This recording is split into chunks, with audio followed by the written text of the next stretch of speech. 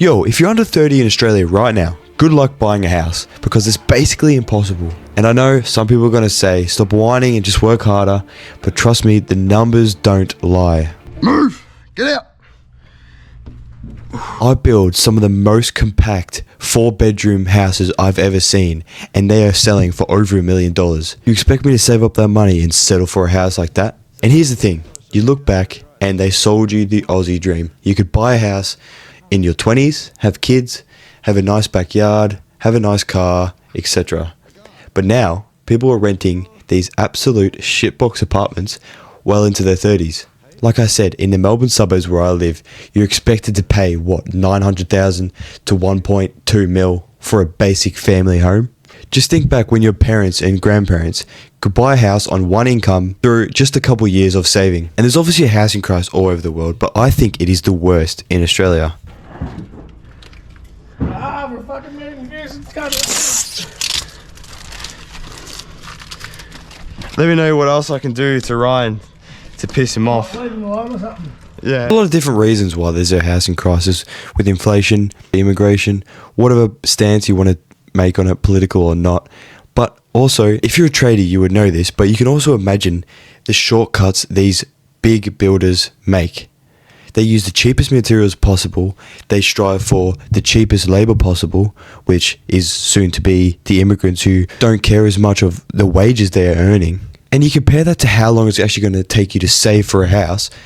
It ends up being maybe 15, 20 years of saving a lot of money and not being able to go on holidays and spend on your car and whatever else, right? You can work 60 hours a week for 5 years and probably not even be close to earning a really nice house that you want to afford. Now, let me know if this is different in Sydney or Perth or wherever else in the comments below.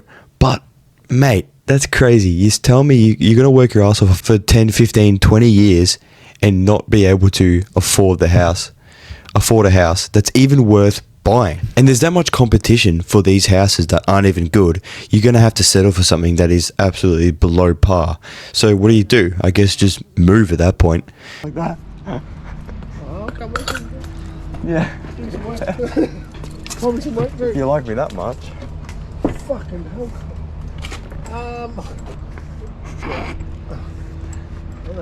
Supposed to be this high up?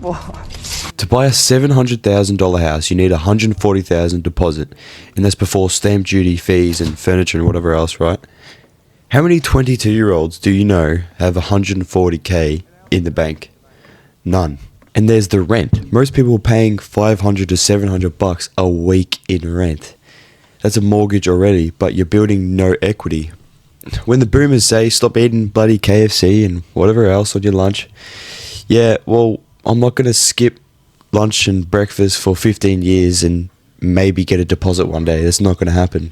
Even though as a tradie, you're most likely earning decent money, especially if you're not an apprentice, but it'll still kill you with all the expenditure on tools, your car, your fuel, rego insurance, and your tax as well, especially if you're like me and you're on ABN. And once again, if you're single, forget about it. You need 2 incomes just to get a foot in the door for buying a house. I'll take that review off.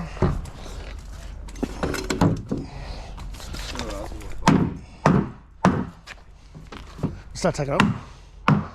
Whoa!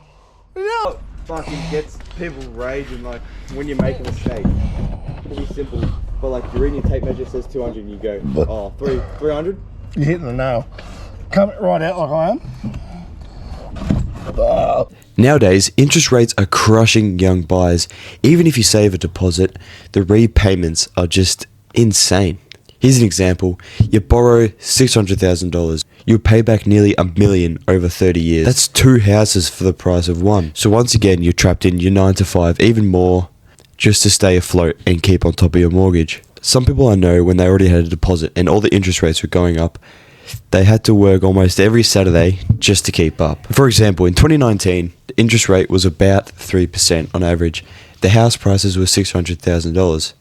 So if you put a deposit down for $120,000 and you get a $480,000 loan, your repayments over 30 years are going to equal to around $2,000 a month. That exact house now, in 2025, will be worth $800,000. You put $160,000 down instead of $120,000 and you get $640,000. Your repayments are over double at $4,050 a month and the interest rate's sitting at about 6-7. And from now in 2025, in just 5 years, that same house will cost an extra $1,500 to $2,000 every single month. Alright.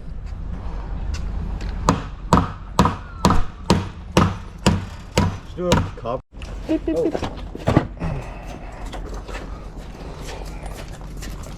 All you can see is the fucking window. On the bottom. What? Bring the actual thing down so it hits the window. Hey? Yeah, like that, and bring it down so it hits the window. Here is one of the things that no one wants to talk about because it's uncomfortable. Immigration. But if we're being real, it's a massive part of why buying a house in Australia feels impossible. Over the last couple of years, Australia has record levels of immigration, right? I think it's something like over 500,000 people arrived in 2023 alone. Now, people could say that's not a bad thing in itself, but more people means more culture, more workers, more demand for the services and whatever else, right? But when you add that many people in a country that is already at a housing shortage and a crisis, what happens? Rent's gonna explode. The house prices are gonna explode. It's just simple supply and demand. There's no way Australia has built enough homes to keep up, even before the population surge. The construction industry was already struggling, tradies were overworked and material prices are through the roof, and the timelines are just blowing out. So now every extra person competing for a place to live just pushes the price higher and higher. The politicians keep saying we need immigration to fill the skill shortages, but ask any young Aussie trying to buy their first home and they'll tell you the market was already cooked before the latest wave of arrivals. People argue immigration does make sense for the economy, but on the ground for the regular people, it just makes finding a rental harder and saving for a deposit even tougher.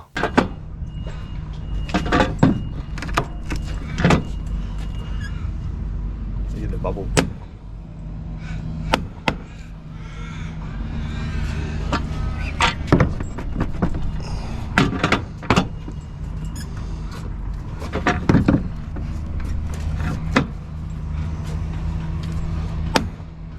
So you kind of get this sense of just irony, because as a chippy, I build these $1 million homes every day, but I don't think I'll ever live in any one of these houses. You talk about these luxury builds that you've worked on, big kitchens, pools, outdoor decks worth 100k on their own, you know, things like that. But then all your mates you know, and probably you, are just in share houses and renting or living with parents or moving an hour out of the city just to afford the rent as well. So we build the dream for other people while we can't even afford the basics ourselves. And how's a 20-something-year-old meant to compete with a bloke who's refinancing his third investment property? These government schemes, like the first home buyer grants, often just push prices higher. There's also generational divide, right? The older generation reckons it's the same way when they bought a house in their 80s when it was worth like 2 pennies. Like, Grandpa, it doesn't cost a fucking nickel and a dime for a house anymore, right? Piss off. It's not about being lazy and not getting your hands dirty enough. It's about playing this rigged game. It's a bit high, isn't it? 5. So that, 50. I'm going to have to pack that out. Pull it out. Cut! Yeah. Oh, take that. Fuck, that'd be hard. Bit of editing. What do you say? You're going to fucking find the same sound wave? Yeah. That's So it. you sync up to yours. That's why. Hey, fun fact, you guys. That's why they use the in the thing. Sync it up. In what? The movie thing. I think so. Oh, the cut thing. Yeah, the cut thing. Yeah, They right. use that because it's a like a sharp. Yeah, so sound. that's when it starts the scene. Sharp sound. Yeah. That's what you do. Right. So the harsh reality is the more Aussies will rent for life or maybe live in their parents' house until they're 35, right? It seems home ownership is going to be for the wealthy or those willing to sacrifice everything. So if you're in your 20s, owning a house isn't impossible, but it means living like a monk for a decade and zero food at all. No holidays, nothing, right? Probably moving far away from where you grew up and still praying interest rates don't wreck you. Grab a left.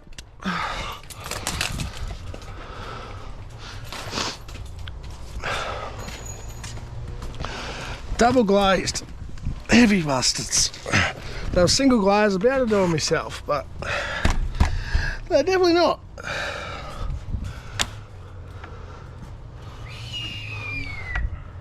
Fuck yeah. The old 10 mil for the plaster, so it finishes flush later on.